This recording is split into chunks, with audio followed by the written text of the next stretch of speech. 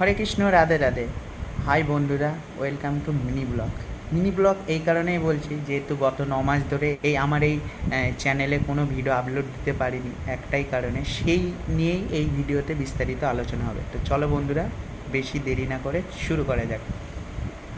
তো বন্ধুরা, তোমরা আমার ফ্যামিলি মেম্বার যারা আছো আর ভবিষ্যতে যারা ফ্যামিলি মেম্বার হতে চলেছো, ফ্যামিলি মেম্বার নিশ্চয়ই বাড়বে, আমি জানি। তোমাদের আশীর্বাদ পেলে আমি অনেক দূরে এগোতে পারবো।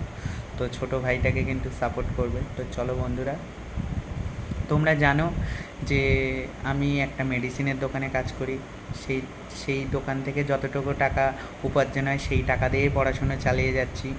তো পড়াশুনোটা ভালোভাবেই চলছে এখন, ভগবানের কৃপায় আর তোমাদের আশীর্বাদে। তো এই নিয়ে আর কি চলে যাচ্ছিল।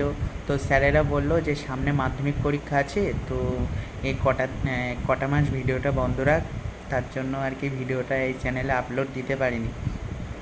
তো ইচ্ছা ছিল যে ফেব্রুয়ারি মাস থেকেই 2024 সালে ফেব্রুয়ারি মাসের পর থেকে ভিডিওটা আপলোড দেব।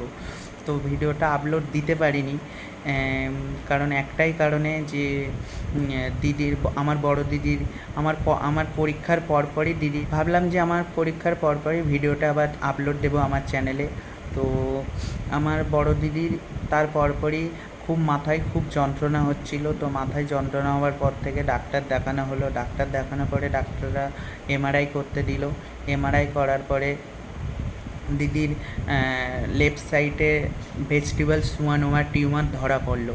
তো তারপর থেকেই দিদিকে নিয়েই খুব চাপের মধ্যে ছিলাম বন্ধুরা, তার জন্য ভিডিওটা আপলোড দিতে পারিনি এই গত প্রায় 8-9 মাসের মতন। তো এই নিয়েই চলে যাচ্ছিল, খুব চাপে ছিলাম দিদিকে নিয়ে।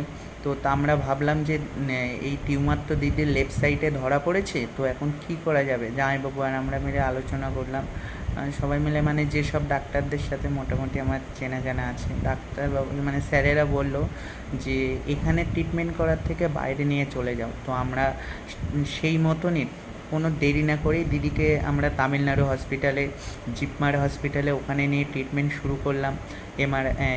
এমআরআই বাদে মানে যা যা ট্রিটমেন্ট আর কি, ব্লাড রিপোর্ট যে সবগুলো দরকার হয়, ওখানে সব কিছু করা হলো। ওখান থেকে ডাক্তারবাবুরা বলল ভয়ের কোনো কারণ নেই, আগস্টের 1 তারিখে ব্রেন টিউমার অপারেশন হবে। তো আমরা ভাবলাম যে ব্রেন টিউমারের ব্যাপার, তো এতদিন লেট করাটা আমাদের পক্ষে ঠিক হবে না।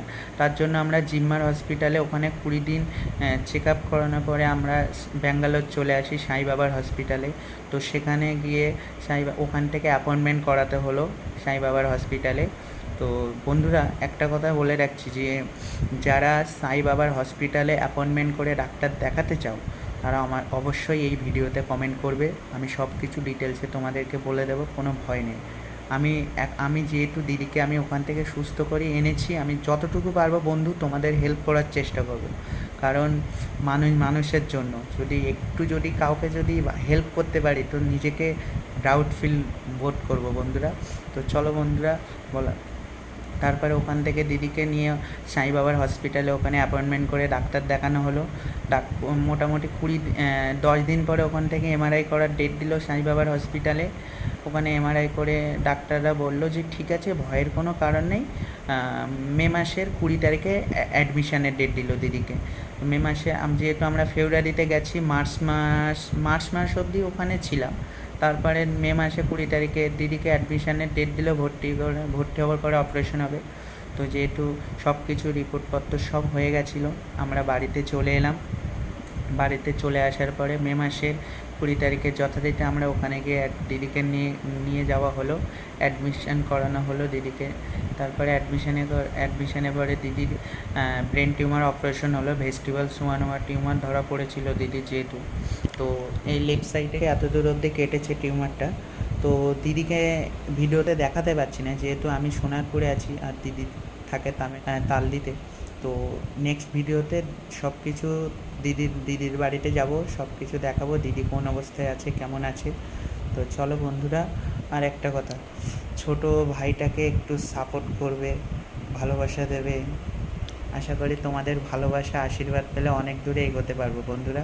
আজকে যেহেতু মিনি ব্লগ, তো ব্লগটা বেশি বড় করছি না। আর সাই বাবার হসপিটালে কি বলবো বন্ধুরা, ভগবানের মতন ব্যবহার। ওখানকার ডক্টররা নার্সরা খুব ভালো, খুব ভালো, মানে ভালো বললেও মানে খুব কম বলা হবে আর কি। ওখানকার যেসব ডক্টররা ভগবানের মতন ব্যবহার যেরকম করে, আপনার যদি কোনো সমস্যা হয় ওখানে স্পেশালিস্ট, একটা কথা বলে দিই বন্ধুরা, তোমরা যদি কেউ এখানে কোনো বড় ধরো ব্রেনের কোনো সমস্যা হলো, মানে ব্রেন টিউমার, ধরো হার্টের সমস্যা, নিউরো মানে ঘাড়ের আর কি স্পন্ডোলাইসের সমস্যা, যাদের সমস্যাগুলো আছে আর কি, নিউরো সার্জেন্টের সব থেকে ভালো ট্রিটমেন্ট হয় সাই বাবার হসপিটালে, হার্টের সব থেকে ভালো ট্রিটমেন্ট হয় সাই বাবার হসপিটালে। তো কেমনভাবে কি অ্যাপয়েন্টমেন্ট করতে হবে, কেমনভাবে কি যেতে হবে, সব কিছুই আমি বলে দেবো বন্ধুরা। আমাকে এই ভিডিওতে কমেন্ট করবে, আমি সব কিছুই বলে দেবো। কোন নাম্বারে অ্যাপয়েন্টমেন্ট করতে হবে সেটাও আমি বলে দেবো এই নাম্বারে। তো চলো সো বন্ধুরা, তার আগে একটা কথা বলে রাখি, এই সাই বাবার হসপিটালে সব কিছু ফ্রি অফ কস্ট।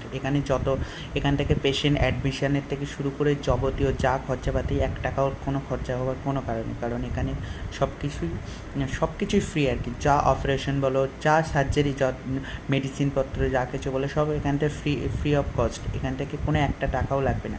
তো বন্ধুরা, তোমরা যারা সাই বাবার হসপিটালে যারা ট্রিটমেন্ট করাতে চাও, তো অবশ্যই আমাকে কমেন্ট করো বন্ধুরা, আমি হেল্প করবো, যতটুকু পারি হেল্প করার চেষ্টা করো বন্ধুরা অবশ্যই।